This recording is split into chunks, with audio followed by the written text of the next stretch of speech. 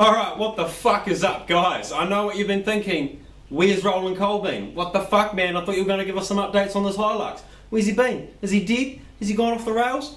His 1,700 subscribers gone to his head and the fame's just gone off the rails and now he's addicted to crack and he's lying in a gutter somewhere with a meth addict whore and no teeth? No, I'm right here. Here I am, fucking in the flesh. So, I know I haven't uploaded in a while. It's been a few weeks. I have been working on this thing, but it's been giving me a headache and I just haven't had the time to video stuff and carry on with the vlogs and keep the channel going. Reason being is I've been working hard out. I am a refrigeration engineer apprentice and I'm doing an apprenticeship, obviously being an apprentice, and I do school 2 nights a week to get my electrical service technician's license. I'm also doing weekend work and school on the weekend as well, on the odd weekend. So I only really have a Sunday left, and the last thing I want to do is, you know, fucking come to the shed and just roll around on the floor under that fucking pig. So I end up sitting at home watching Rice and Miata, fucking Chris Rudnick, bro, you're the man. Haggard, fucking old Orion Dejno V-Wax, who the fuck he can get fucked, he can fuck right off. And chow, you're a weird cunt. So I sit at home and I just watch other cunts make YouTube videos instead. But I figured it was time to give you guys an explanation on where we're at, what's going on, and how we're doing with it all. So I'll show you around it. Okay, so what we were trying to achieve was rear leaf springs up front. So I took the rear leaf springs out of the other cab, the other Hilux cab that we had, or rolling body, and that's the one that we got this cab swap off for. So I took the rear leaves out of it, put them in the front of this, and thought it was going to be sweet as, it was going to jack it right up. Ended up not being quite as high as I'd like, so what I ended up having to do was pull the leaf pack apart and put this overload leaf down the bottom. You can see the rusty one down there, and that lifted it up a bit more. Then I went and got extended shackles. You can see those shackles right there. They're about 3 inches longer than factory. Cheers to the mate Duane, chair bolt. So they're fucking ace. They've jacked the front up. I would like to say the front's jacked up by about 3 to 4 inches. So I've got 300 millimeters of clearance between the wheel and the guard at the front, and I've actually got 300 millimeters at the back as well. So I should be able to fit 35s on this, but I'm not going to put 35s on it because 8-inch Hilux diffs, they don't really like it. I'll start blowing axles, blowing diffs, stripping the little studs out of the manual hub, and that's just not the 1A. So in the back, what I've done is I've got the same extended shackles in the rear, as you can see there, nice and jacked up, but I then went one step further and I've got extended U-bolts and put 2-inch lowering blocks in there. Now because, well, I say lowering blocks because they're sold as lowering blocks, but they're actually just 2-inch blocks, and when you put them in a 4-wheel drive that is diff under leaf spring set up, it will have a reverse effect and actually pop it up 2 inches. So we've got 3-inch extended shackles in there and 2-inch blocks. So I'd like to say the back's about 4 to 5 inches of lift. Probably more 3 to 4 inches, but yeah, we've put about 5 inches worth of lift in, and I've achieved, overall I've got about 4 inches, I would think. It's looking pretty sweet at the moment. It's a good height. I just need some 33s and we'll be fucking ace. I am still after a few more parts though. I'm going to need some extended shocks for the rear because the rear shock absorbers don't even reach the diff anymore, so they're no good. I have got these shocks over here by my rubbish bin. They're actually out of a Holden Commodore. They're rears out of a Holden Commodore 2000s, like a VY I guess, a VY Commie. And what they are going to do is they go up front and they're about, I'd say 4 to 5 inches longer. I think they're about 750 millimeters long, and the factory shocks in this are about 550. So let's say they're 200 millimeters longer, which is what, 8 inches? Fuck, they're 8 inches longer. Jesus Christ, it's fucking heaps. Yeah, those are the numbers. So they're heaps longer. They're going to let that front end flex right out. So I'm going to have to still extend my brake lines, which is going to have to happen shortly. Very soon, certainly before Easter weekend when we go to Waiouru to go 4-wheel driving with ex-army vehicles.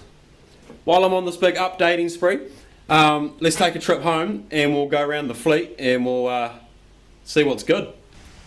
Well, we'll start with this, the little Subaru Ace, the M70 Super Deluxe. It's got the coolest name out of any car I've ever owned, but it's shit.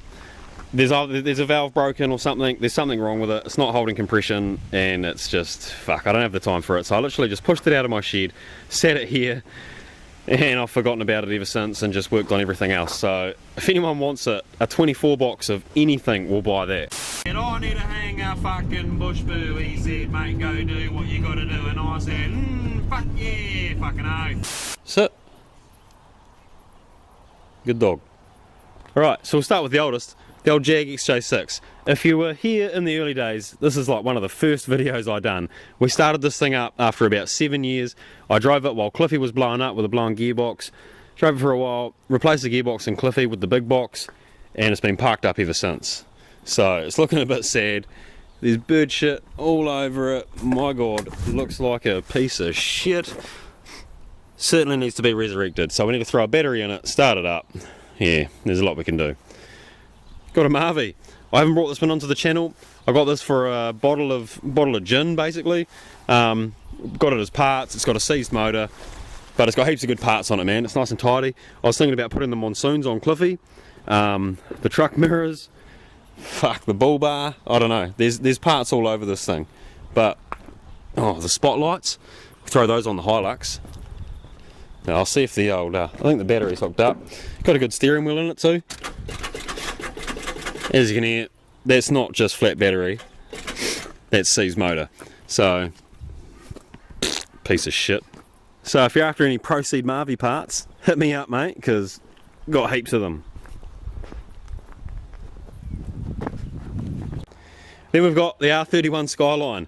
Brought this thing for about $3,000. Threw a half cage in it, twin bucket seats, 5-point harnesses, a half cage, and we took it drifting. Throw some R32 front adjusties in the rear. It's got king springs in the front, lock diff, hydraulic e-brake. We did all this on the channel. If you haven't seen it, go back, check it out. It was a bit of fun. We've also taken it to 3 drifting days so far, and it done pretty well. We done pretty good considering it's only a 30E with extractors, so 3 litre, single cam, non-turbo. And we were throwing this thing sideways in 3rd gear at about 100 k's around the D1NZ section of Bruce McLean Motorsport Park, which is in Taupo, and this fucking thing performed. Like, we done pretty good. Now, I do have plans for this thing in the future. I've got a...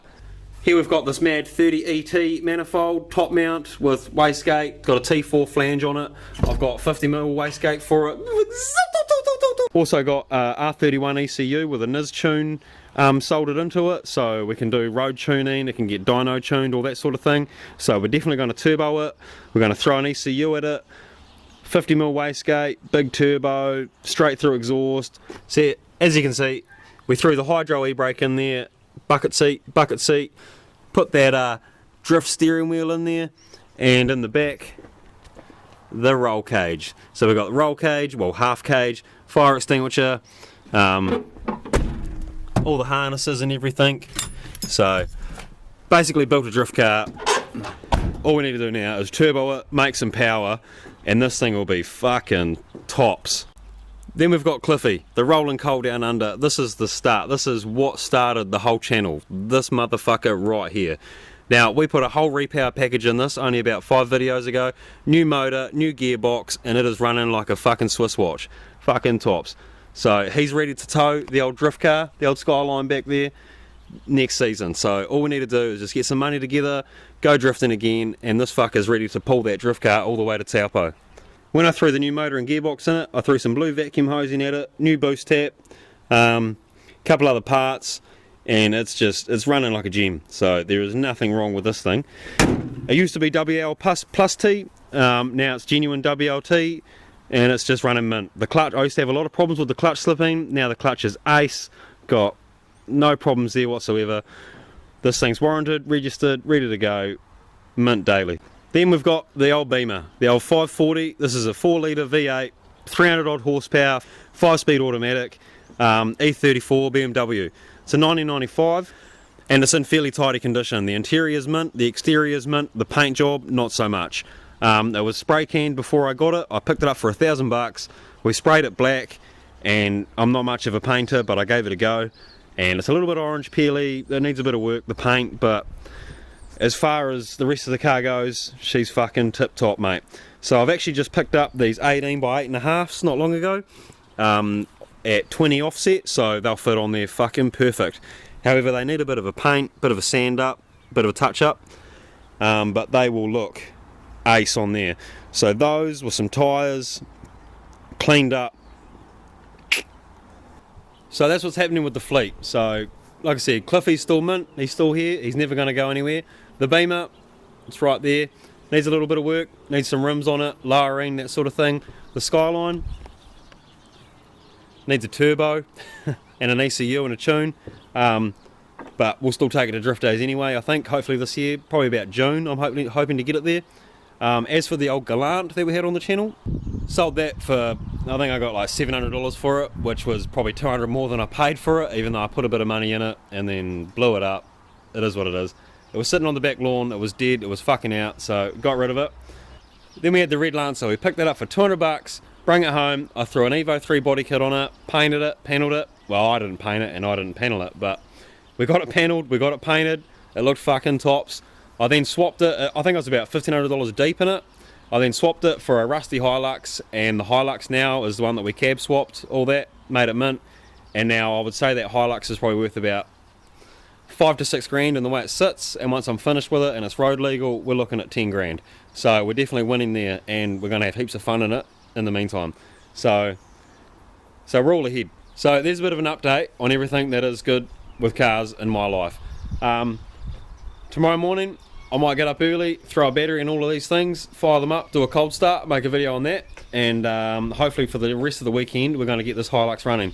Well, I need to throw the shocks in it, put some steering arms together, and then we should be able to drive it out of the shed. So that is going to be coming within the next week or two, and it's not going to be like a month away like what has been happening with my videos. So we'll see you there.